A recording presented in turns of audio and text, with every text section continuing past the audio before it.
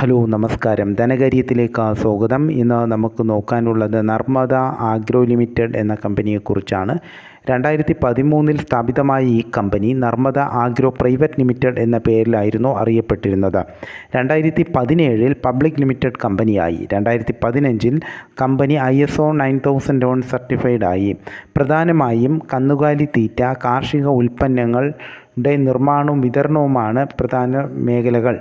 ഇനി പ്രധാന ബ്രാൻഡുകൾ എന്ന് വെച്ചാൽ ചൂർവ, ഗായ് ചാപ്പ്, നർമ്മദ പശു ആഹാർ എന്നിവയാണ് പ്രധാന ബ്രാൻഡുകൾ.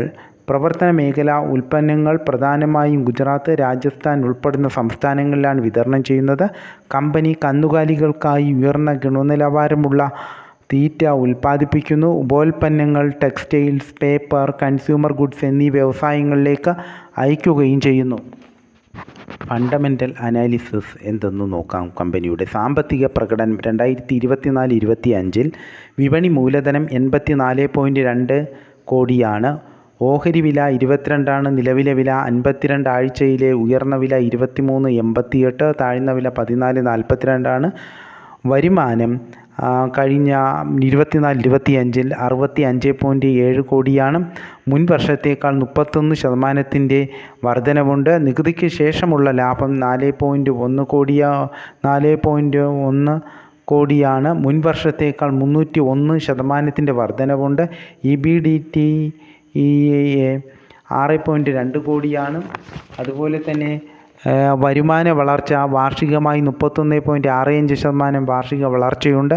3 വർഷത്തെ CAGR 23.45 അതുപോലെ ഇതിൻ്റെ ഒരു പ്രധാന പ്രശ്നമെന്ന് പറഞ്ഞാൽ പ്രൊമോട്ടർ ഹോൾഡിങ്സ് 49.11 2024 സെപ്റ്റംബറിൽ 57.66% പിന്നീട് കുറയുകയാണ് ചെയ്തത്.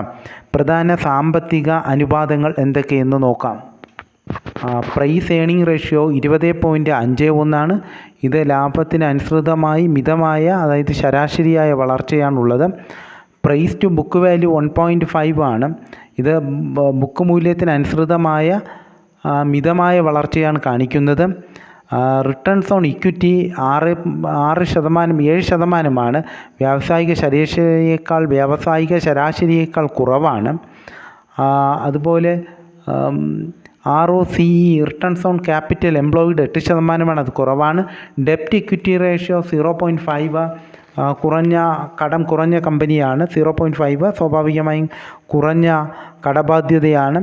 ബുക്ക് വാല്യൂ പെർ ഷെയർ 14.7 ആണ്.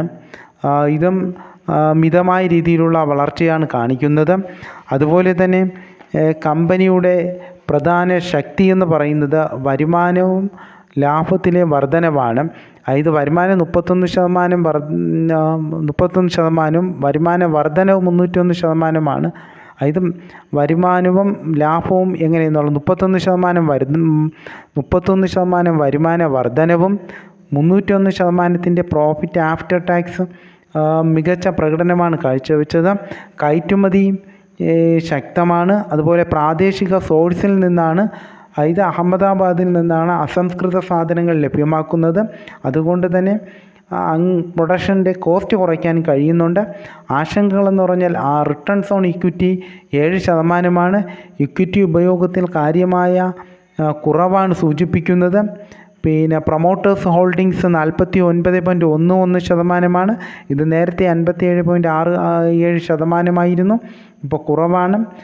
കമ്പനിക്ക് പ്രോഫിറ്റ് ഉണ്ടായിട്ടും ഡിവിഡൻഡ് കൊടുക്കുന്നില്ല. ഉണ്ടായിട്ടും നിക്ഷേപകർക്ക് ഡിവിഡൻഡ് കൊടുക്കുന്നില്ല. ഇതൊക്കെ കമ്പനിയുടെ ഒരു പോരായ്മ.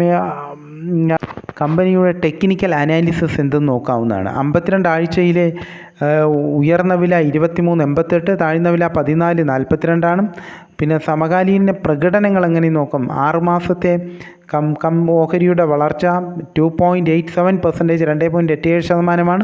ഒരു വർഷം 5.02% വളർച്ചയുള്ളൂ. 3 വർഷം കൊണ്ട് 0.78, അത് 0.78% വളർച്ചയുള്ളൂ. അത് ആ സമയത്ത് നിഫ്റ്റി 50-യിൽ 35.89% റിട്ടേൺ ആണ് കൊടുത്തത്. ഇനി നിരീക്ഷണം എങ്ങനെ നോക്കാം. അസ്ഥിരത 52 ആഴ്ചയിലെ വിലയുടെ ശ്രേണി നോക്കിയാൽ വില ചലനങ്ങൾ സൂചിപ്പിക്കുന്നത് ഒരു അസ്ഥിരതയാണ്. ഇതിൻ്റെ പ്രവണത എന്ന് പറഞ്ഞാൽ ഇത് ഇനി എങ്ങോട്ടെന്നുള്ളത് 23.88-ന് അടുത്ത പ്രതിരോധമാണ്. അതിന് മുകളിലോട്ട് പോയാൽ ശക്തമായ ഒരു കയറ്റം വരാനുള്ള സാധ്യതയുണ്ട്.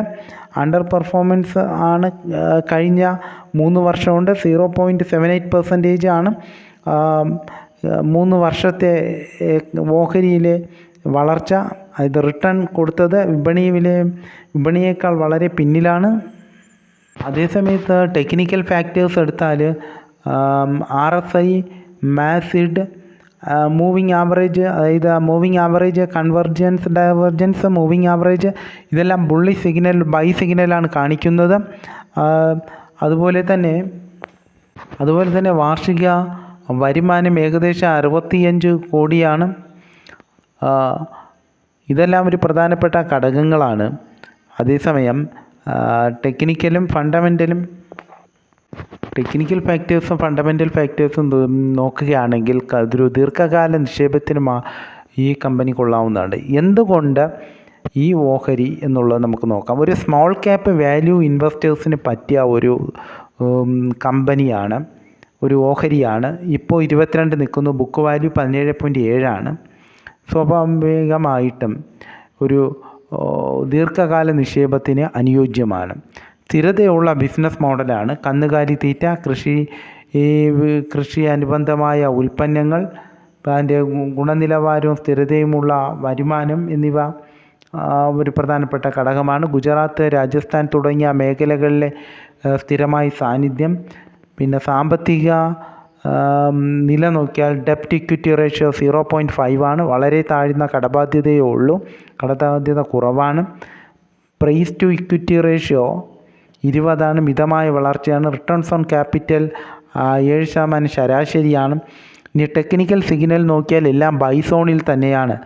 RSI, മാസിഡ്, മൂവിങ് ആവറേജുകൾ എന്നിവയെല്ലാം ബുള്ളിഷ് സിഗ്നലാണ് കാണിക്കുന്നത്. കൺക്ലൂഷൻ: നർമ്മദ ആഗ്രോബേസ് ലിമിറ്റഡ് ഒരു സ്മോൾ ക്യാപ്പ് കമ്പനിയാണ്.